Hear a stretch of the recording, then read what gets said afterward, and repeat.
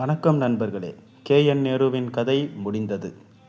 அமைச்சர் KN நேரு மீது அமலாக்கத்துறை வழங்கிய தகவல்கள் வெறும் புகார் அல்ல, சோதனையின் அடிப்படையில் கிடைத்த ஆதாரங்கள் என்பதனால உடனடியாக வழக்கு பதிவு செய்ய லஞ்ச ஒழிப்புத்துறைக்கு உத்தரவிட்டாங்க.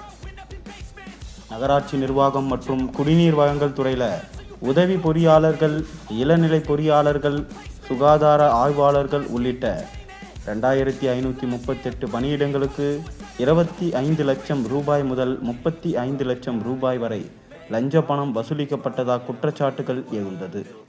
இது தொடர்பாக அமலாக்கத்துறை கடந்த 2025 அக்டோபர் 27ஆம் தேதி கடிதம் ஒன்றை அனுப்பியது. இந்த சம்பவம் தமிழக அரசியலில் பெரும் புயலை கிளப்பியது. இது தொடர்பாக லஞ்ச ஒழிப்புத்துறை எந்த நடவடிக்கையும் எடுக்கவில்லை.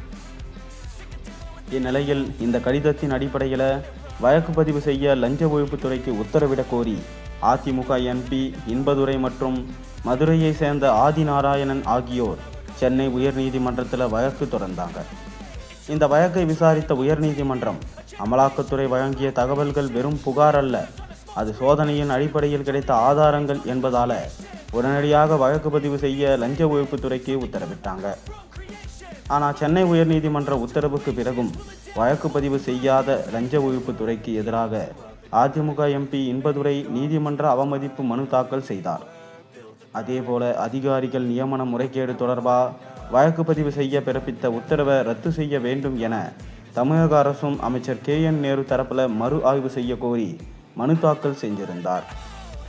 இந்த அனைத்து வழக்குகளும் தலைமை நீதிபதி SA தர்மாதிகாரி மற்றும் நீதிபதி G அருள் முருகன் அமர்வில் இன்று விசாரணைக்கு வந்தது.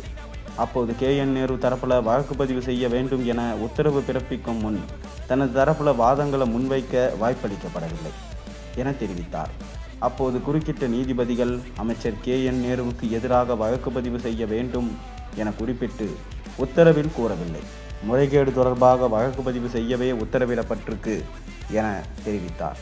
மேலும் இந்த வழக்கில் விரிவான வாதங்கள் வைக்க வேண்டும் என்பதனால விசாரணையை கோடை விடுமுறைக்கு பின் ஒத்தி வைக்கப்பட்டுள்ளதா நீதிபதிகள் தெரிவித்தாங்க.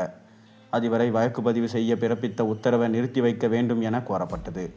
இதனையடுத்து அரசு மற்றும் KN நேருவின் மறு ஆய்வு மனுக்களையும் இன்பதுரையின் நீதிமன்ற அவமதிப்பு வழக்கையும் ஜூன் 4வது வாரத்துக்கு நீதிபதிகள் தற்போது ஒத்தி வச்சிருக்காங்க.